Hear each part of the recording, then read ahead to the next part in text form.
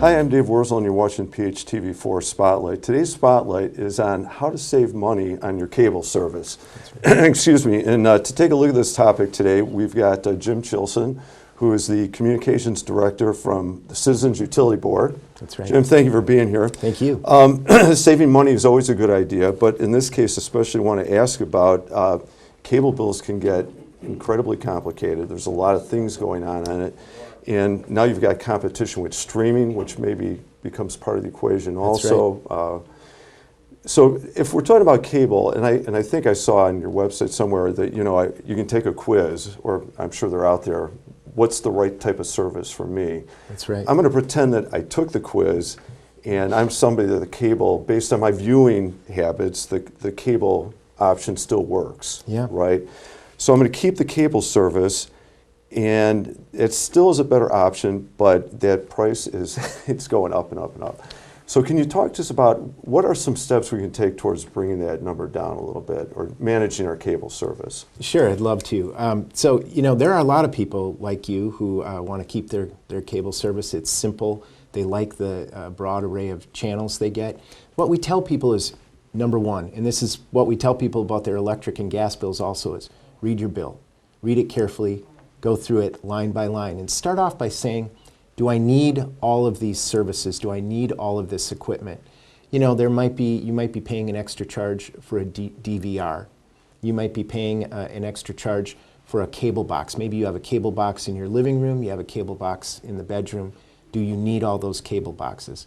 Just look at your bill, and if there are any confusing charges or any services you have questions about, call up the company and get information about that. But also ask yourself, do I need all this equipment? You could cut your cable bill that way.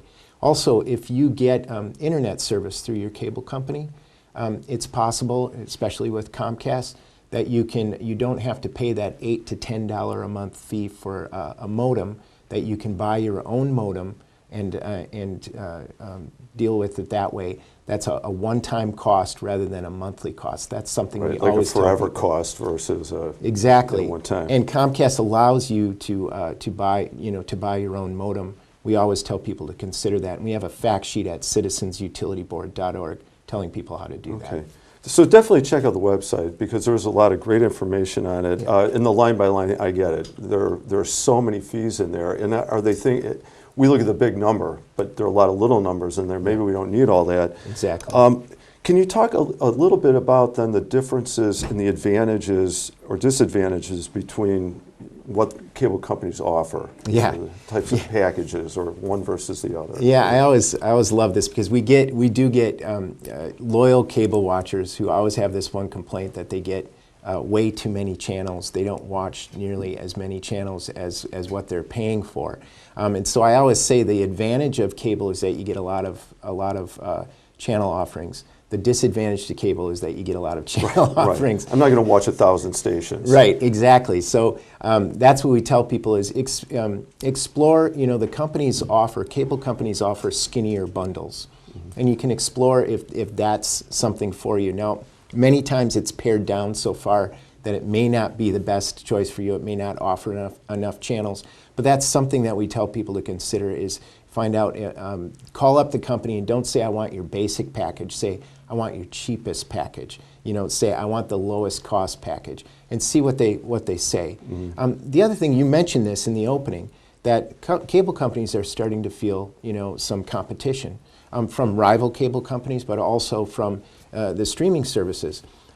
Leverage that, take advantage of that, call up the company and see if, say, hey, the competitor is offering this, can you match this? Mm-hmm. And we always tell people to be polite. That's the best way to negotiate, but be firm, but be polite.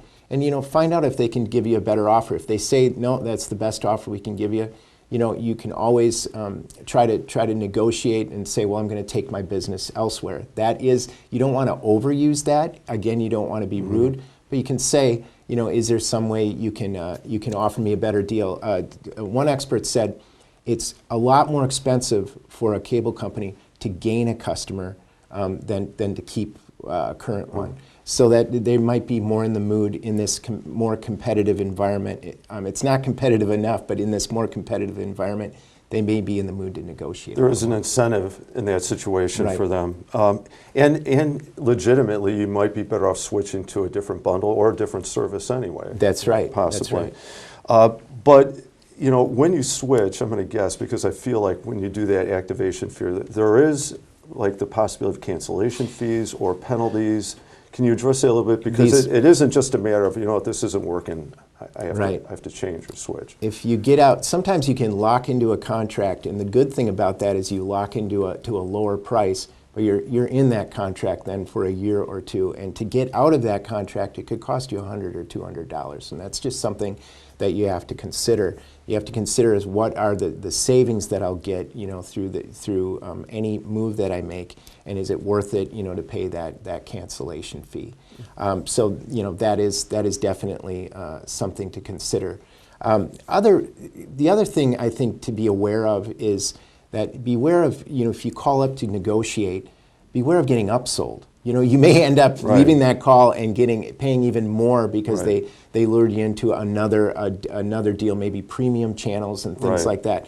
It's not a deal if it costs you, you know, more than what you intended to. So go ahead. Well, I was going to say they can offer you the package up front that's cheaper, but 6 months or a year or whatever down the road, it goes up to a different pricing schedule maybe. I've experienced that one. Absolutely. People tell us that all the time, that they have to just stay on it and they have to be constantly negotiating. And I think it's worth it to people to try to negotiate and re-up the deal that they were given. And it's also in the best interest of the cable company because they want to retain customers rather than try to gain a new one. You know, and the other thing I want to ask you, because you mentioned like getting your own modem or router, that I didn't even know that was an option for Comcast as an example, but you know, like what are the fees involved in that? Like, can I just go buy one and then connect it myself and then contact them and that fee gets chopped out of the contract? You know? That's right. You can drop that service from your Comcast bill, and you can go and buy a modem yourself for a one-time fee, and that can be, you know, a lot more cost efficient for you. Now, it may take, the one thing we tell people is don't be afraid of technology. It may take some time. You may have to, you know, consult with a friend or other people, or consult with the internet to you know, install the modem and do all that work. But it's worth it in the long run because you can save money. Okay.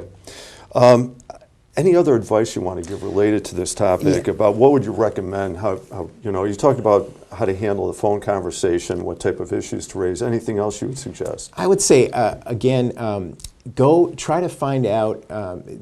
Say you can go to the cancellation department of the cable company. We often tell people that seek out the retention department or the cancellation department. Say, you know, I'm thinking about canceling my service. You know, I'm wondering if you can give me a better deal. If you go to the cancellation department, that's the department that can actually secure that better deal for you. Maybe it might be a little deeper than just the first person you talk to. It sounds like retention is more about sales.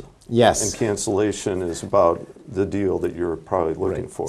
So we tell people, to consider that. Also, know that some of these skinny deals or some of the better deals may not be easily found on their website. And that's why we recommend calling up the company and not saying basic package, but saying, I want the lowest cost package. If over the course of a year you're talking about saving hundreds of dollars, it's worth the phone call. Absolutely, absolutely. Again, be polite, but yes. Right, okay.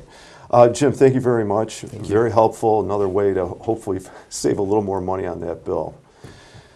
I'm Dave Wurzel, and you've been watching Spotlight, and we've been taking a look at saving money on your cable service, talking with Jim Chilson, Communications Director from the Citizens Utility Board. Thank you for watching.